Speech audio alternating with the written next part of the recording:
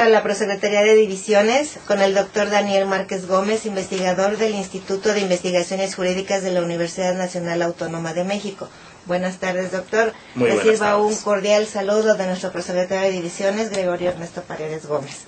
Pues un saludo también a don Gregorio. Gracias. Doctor, usted como jurista, ¿por qué le interesó el tema de la extinción de luz y fuerza del centro? Bueno, la especialidad que yo manejo en el instituto es el derecho administrativo y como administrativista, pues siempre es interesante ver cómo se constituyen, cómo funcionan y cómo se extinguen aquellas empresas, aquellos entes con personalidad jurídica y patrimonio propio que brindan los servicios públicos a la población. Ok. Doctor, usted habla de simulación de actos jurídicos en los que incurren en responsabilidades tanto la Presidencia, la Consejería Jurídica, la Comisión Federal de Electricidad, la Policía Federal y el SAE. ¿Cómo se fundamenta esto, doctor? Sí, a ver, como administrativista, en lo personal, creo que los actos administrativos deben cumplir con lo que prescribe la ley. En este caso, hay 3 normas claramente aplicables. Lo que es la Ley Orgánica de la Administración Pública Federal, por un lado. Por el otro lado se encuentra la Ley del Servicio Público de Energía Eléctrica y, junto con estas, está también la Ley Federal de Procedimiento Administrativo. El acto a partir del cual se extingue luz y fuerza del centro, un decreto del Ejecutivo en 2009, pues básicamente lo que hace es generar una especie de actos jurídicos que desde mi punto de vista son incompletos. Algo que a mí me llamó la atención en un principio es el hecho mismo de que se le da intervención al Servicio de Administración y Enajenación. Me llamó la atención porque me quedaba muy claro que la idea básica era no generar la figura de la subrogación patronal, precisamente para no permitir que los trabajadores de luz y fuerza del centro pudieran exigir ante la Comisión Federal de Electricidad la figura de la sustitución patronal y desde esta perspectiva poder ejercer el derecho que se les reconoce en la Ley Federal del Trabajo, ¿sí? Entonces, el decreto parece ser una herramienta jurídica pulida, cuidada.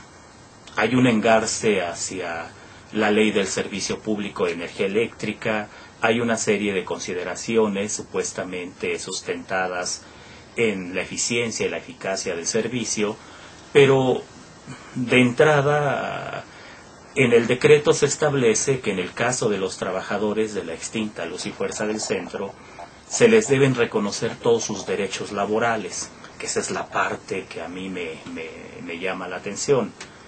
Y los derechos laborales no son única y exclusivamente la indemnización legal en términos constitucionales, sino también tienen que ver con el derecho al trabajo que está consignado en la propia Constitución. El proceso que se da posteriormente, en donde aparentemente se dice que se van a respetar los derechos de los trabajadores, se vuelve en este punto de vista significativo. ¿Por qué? Porque el gobierno federal, a través de la Secretaría del Trabajo y Previsión Social, genera una estrategia en donde afirma, sostiene, dice que se va a capacitar a un grupo de trabajadores que acepten la liquidación para posteriormente reincorporarlos a brindar servicios en la Comisión Federal de Electricidad. Y es algo que no sucede, que es una cuestión que ahí nos muestra claramente cómo se les obliga a los trabajadores a aceptar un acto jurídico, la liquidación, y por el otro lado se les niega el derecho humano reconocido en la Constitución y en instrumentos internacionales al trabajo. Esa es una cuestión. Por otro lado, la intervención del Servicio de Administración y Enajenación es un tanto anómala, porque este servicio recibe los bienes y posteriormente los entrega en comodato a la Comisión Federal de Electricidad. La Comisión Federal de Electricidad, en términos de la Ley del Servicio Público de Energía Eléctrica, está facultada para brindar este servicio en términos legales. Sin embargo, para la zona centro ya existía una empresa, que era Luz y Fuerza del Centro.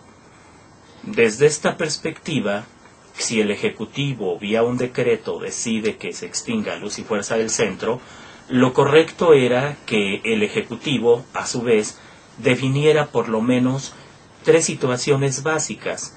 La primera situación básica es quién se iba a ocupar de brindar el servicio público de energía eléctrica en la zona centro. La segunda cuestión básica, qué iba a suceder con los contratos que tenían suscritos quienes en la zona centro habían contratado con Luz y Fuerza del Centro la prestación del suministro de energía eléctrica. Y, en tercer lugar, qué iba a pasar con los bienes, tanto muebles como inmuebles, que estaban afectos al servicio público de energía eléctrica en la zona centro. Entonces, sucede algo muy particular. Para no generar la figura de la sustitución patronal, lo que hace básicamente el gobierno federal es dárselos a un ente que no está facultado para brindar el servicio público de energía eléctrica. Pero este ente a su vez los da en comodato a la Comisión Federal de Electricidad sin que se conozca el acto jurídico a partir del cual se da este comodato. Me comentaban que es un contrato, ¿sí? Pero este contrato a su vez tiene el gran problema o el gran vicio de que los bienes supuestamente se dan para que quien los recibe, que en este caso es la Comisión Federal de Electricidad, brinde el servicio público de energía eléctrica, lo cual nos muestra una paradoja. Nos muestra la paradoja de que en el decreto se evitó a toda costa mencionar que la Comisión Federal de Electricidad se iba a hacer cargo de prestar el servicio público de energía eléctrica en la zona centro, precisamente para eludir la constitución de la figura de la sustitución patronal. Y desde ese punto de vista se simula un acto jurídico al intermediar a través del Servicio de Administración y Enajenación, que ese es un gran problema. Entonces, desde este punto de vista, dado que este Servicio de Administración y Enajenación no está facultado legalmente para operar la Ley del Servicio Público de Energía Eléctrica, no puede dar bienes en comodato para ese servicio, ¿sí? Y desde otro punto de vista, el acto jurídico comodato no es lo suficientemente consistente para que los bienes que pertenecían a Luz y Fuerza del Centro se le entreguen a la Comisión Federal de Electricidad.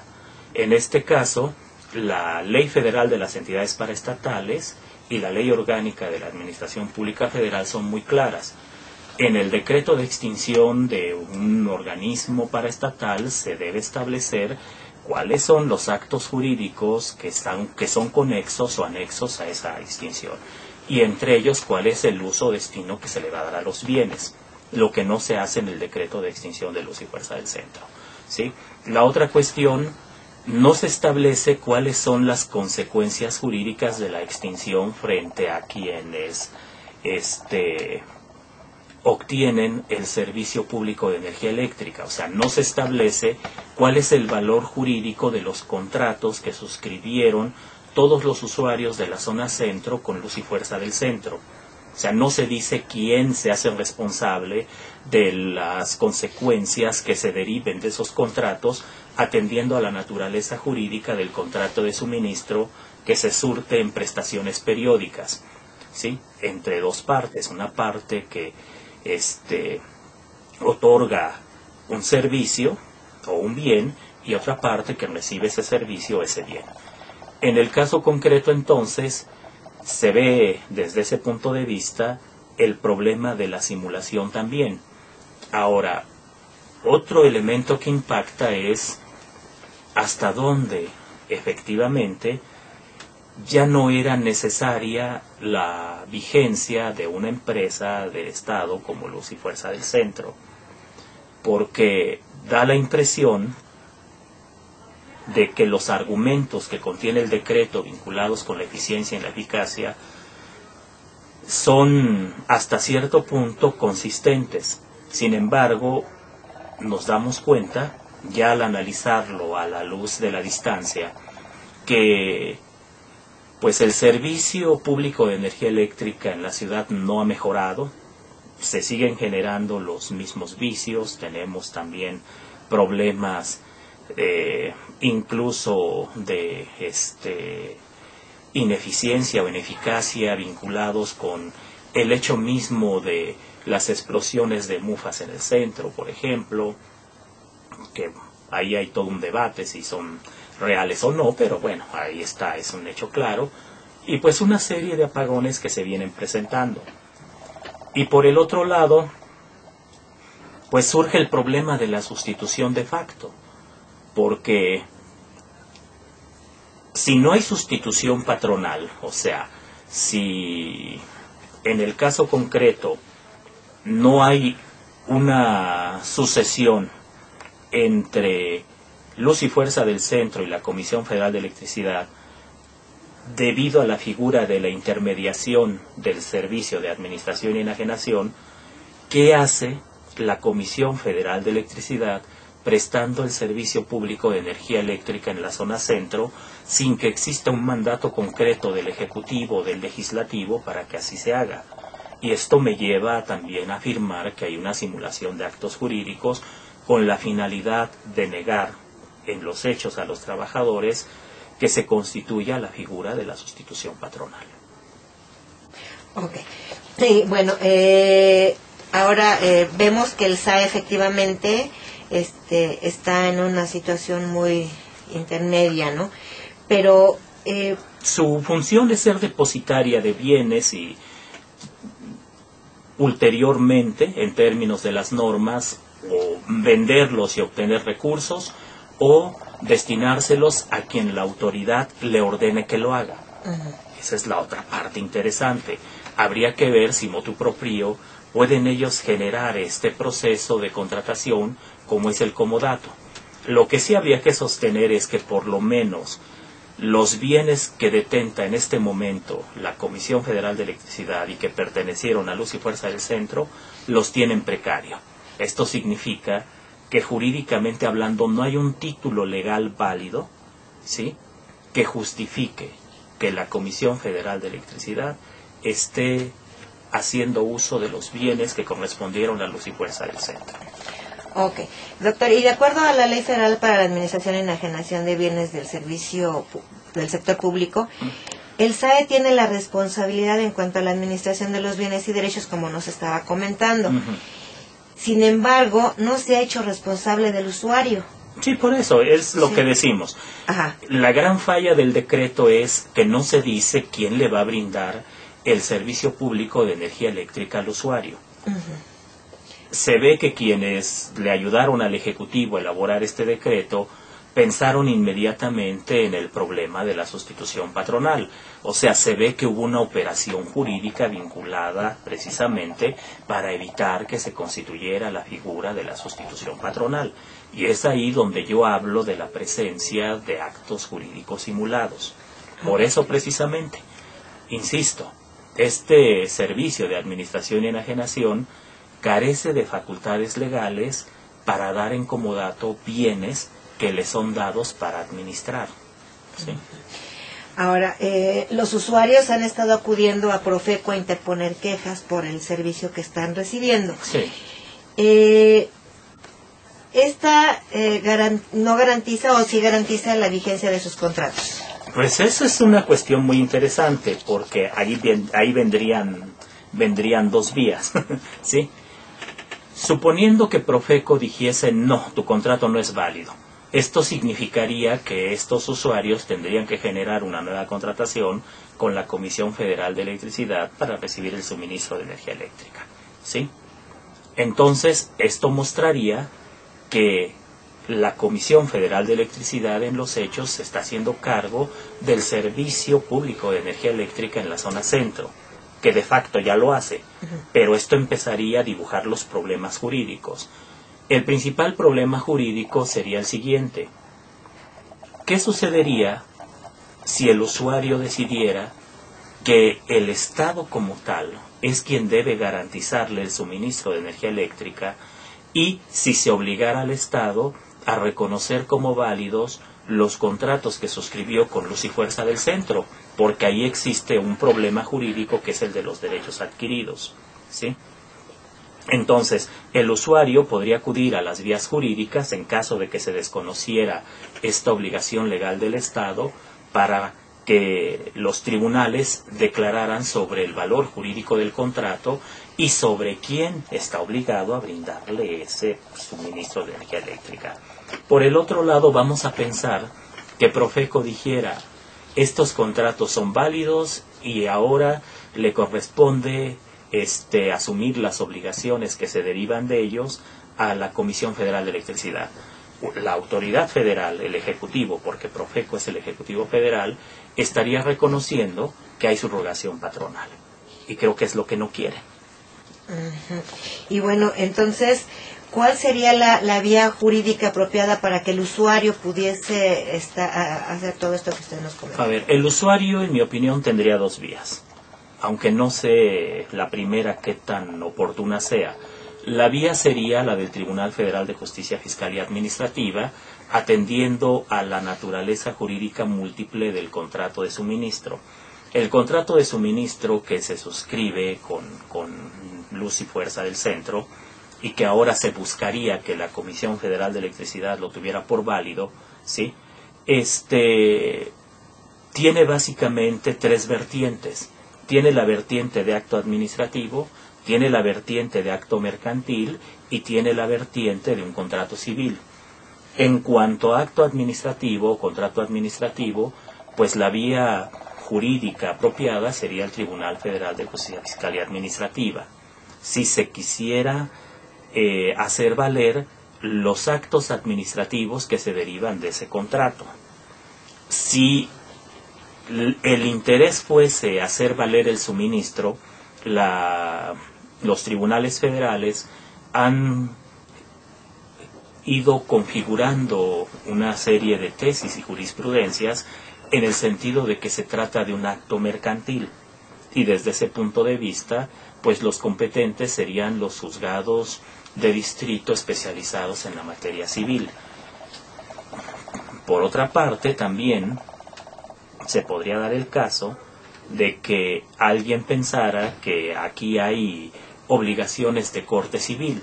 También hay jurisprudencia que piensa o que considera que estos contratos pueden contener efectivas obligaciones civiles.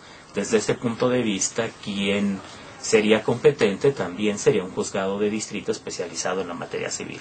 Ahora, hay una acotación en cuanto a la naturaleza jurídica del contrato administrativo. Si los actos administrativos que se quisieran hacer valer en alguna medida fueran vinculados a otra clase de prestaciones para las cuales no tiene competencia el Tribunal Federal de Justicia Fiscal y Administrativa, la vía apropiada sería un juzgado de distrito especializado en materia administrativa. ¿Sí? Okay. Y bueno, si bien el artículo 89 de la Carta Magna confiere al Ejecutivo la facultad de expedir el decreto, también es cierto que hubo muchas omisiones en el mismo. ¿Podemos decir que el Ejecutivo también incurre en responsabilidades? Algo que hay que destacar en nuestro régimen jurídico es este problema que se deriva del contenido del artículo 108 constitucional, que tiene un párrafo que dice que durante el ejercicio de su encargo, el presidente solamente puede ser juzgado por traición a la patria o delitos graves del orden común. Sin embargo, yo soy de la opinión que ningún poder se puede ejercer sin responsabilidad. O sea, yo soy de la opinión que el Ejecutivo, como jefe de Estado, al generar actos políticos, es susceptible de la vía jurídica pertinente, que es el juicio político. al incurrir en delitos es sujeto de la declaración de procedencia en términos constitucionales, ¿sí? Pero, por otra parte, cuando genera actos administrativos, cuando actúa como jefe de la administración pública, entonces es susceptible de todas las responsabilidades de ley. Y desde este punto de vista, si efectivamente mi criterio se pudiera confirmar de alguna forma en las vías jurídicas, pues el presidente sería responsable de haber violado la ley. Ok. Y bueno, hablando de la vigencia y el valor jurídico de los contratos con los particulares, el Estado ha estado aplicando todo el poder coactivo para cumplir con la obligación del particular. Para obligar al particular a cumplirse. Así es. Y dejando en total indefensión al usuario. Sí, este es un problema muy fuerte en el país, pero que es muy interesante y que descubrió el periodista de Basta. O sea, muchos de los que habíamos analizado el problema nos habíamos quedado en el nivel del trabajador o en el nivel de los actos de autoridad, pero pocos habían volteado hacia el nivel de quien recibe el servicio público de suministro de energía eléctrica. Y creo que el mérito es precisamente demostrar que el decreto, al no prever quién presta el servicio público de energía eléctrica en el Distrito Federal y tampoco destacar qué sucede con los bienes que están afectos a ese servicio, pues muestra de manera clara la presencia de un acto jurídico simulado. O sea, fue una jugada, una chicana, como le decimos en el derecho, que tuvo como finalidad el evitar a toda costa que se constituyese la figura de la sustitución patronal. Pero creo que no pensaron en el corto plazo en los costos. Y quizás aquí tenemos un problema muy interesante, el cómo la gente carece de una cultura jurídica para mirar estos procesos desde otra perspectiva, porque cuando la gente contrató con Luz y Fuerza del Centro, bueno, primero con la antigua compañía eléctrica El Águila, si no mal recuerdo, luego después de los decretos de expropiación, la compañía de Luz y Fuerza del Centro en liquidación durante muchos años, y después con la expedición de la ley del Servicio Público de Energía Eléctrica con el descentralizado Luz y Fuerza del Centro, pues fue generando una serie de derechos adquiridos. Esos derechos, pues evidentemente, que forman parte del patrimonio que se incorpora al contrato, un patrimonio intangible, que en algún momento y cuando al particular le convenga, puede hacerlos jurídicamente exigibles. Pero al venir este proceso de extinción de Luz y Fuerza del Centro, sí, pues el debate ya no se centra en la facultad que tiene el Ejecutivo para extinguir esta clase de empresas de Estado, porque el Congreso le da la facultad en el cuarto transitorio de la Ley del Servicio Público de Energía Eléctrica, pero sí se centra en los efectos de la extinción frente a quienes tienen derechos adquiridos en términos de los contratos suscritos con Luz y Fuerza del Centro. Y ahí el decreto no dice qué sucede. Y desde esta perspectiva, pues los ciudadanos que pudieran sentirse afectados podrían acudir a tribunales y exigir en los tribunales que se respetaran esos contratos y el contenido obligacional que deriva de ellos. El gran problema es que no se está haciendo así.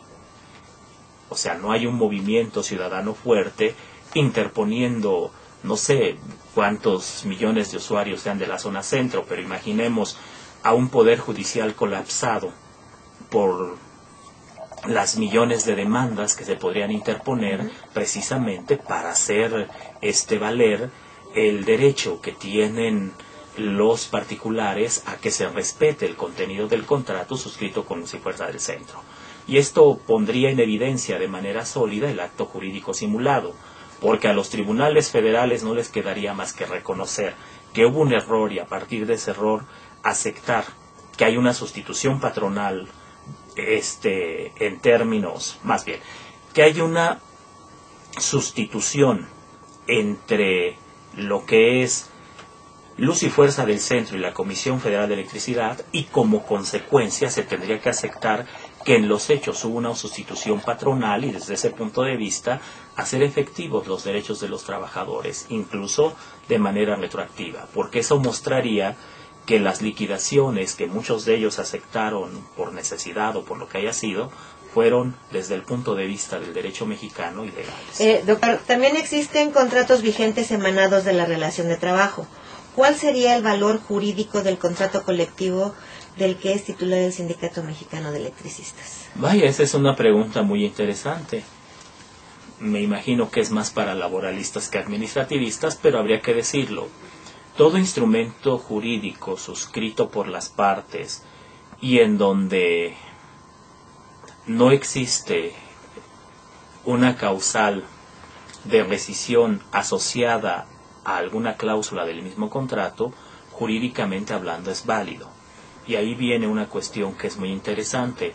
Todos los instrumentos de contratación colectiva y los demás documentos legales que emanen de ese instrumento, del contrato colectivo de trabajo, pues tienen el valor jurídico que se desprenda de su clausulado en cuanto a que expresan la voluntad de las partes, en este caso del Sindicato Mexicano de Electricistas y del gobierno federal. Y ahí viene una cuestión interesante. La extinción de una empresa, como en este caso fue la extinta Luz y Fuerza del Centro, sí, no prejuzga el contenido obligacional del contrato, quizás impacta en lo que se llama la materia de trabajo y obligaría en todo caso a que se aplicaran las normas en materia de liquidación legal que el propio instrumento contractual estableciera. Pero sí y solo sí se demuestra que no existe ya la materia de trabajo, que creo que no es el caso. En el caso concreto, pues, el solo hecho de que la zona centro del país exista, que esté demandando la prestación del servicio de suministro de energía eléctrica y que esté la Comisión Federal de Electricidad brindando ese servicio, pues acredita que hay materia de trabajo. Y quizás lo más adecuado hubiese sido que a los trabajadores de Luz y Fuerza del Centro se les integrara a la Comisión Federal de Electricidad como una división para que brindaran el servicio en esta zona. No sé por qué no se hizo, pero pues ahí es una pregunta que se debe hacer a las autoridades competentes y que ellas tendrían la obligación de responder. Muy bien, doctor, pues le agradecemos mucho el tiempo que nos dio, sus conocimientos, su sapiencia. No sé si quisiera agregar algo más. Pues básicamente que hay que transitar hacia un estado en donde se respete la ley. La ley es una norma de convivencia entre todos nosotros y quienes tienen la mayor responsabilidad de respetarla son precisamente las autoridades. No podemos aceptar que actos jurídicos, por benignos que se piense que son, se hagan violando la ley. No podemos aceptar ya en este México tan dolido, con tantos problemas, que alguien nos diga que para aplicar la ley hay que violar la ley. Si el decreto se aplica en sus términos, los derechos que puedan derivarse de la relación contractual entre el gobierno federal y los trabajadores de Luz y Fuerza del Centro deben respetarse irrestrictamente, no solamente el derecho a la indemnización, sino también el derecho al trabajo.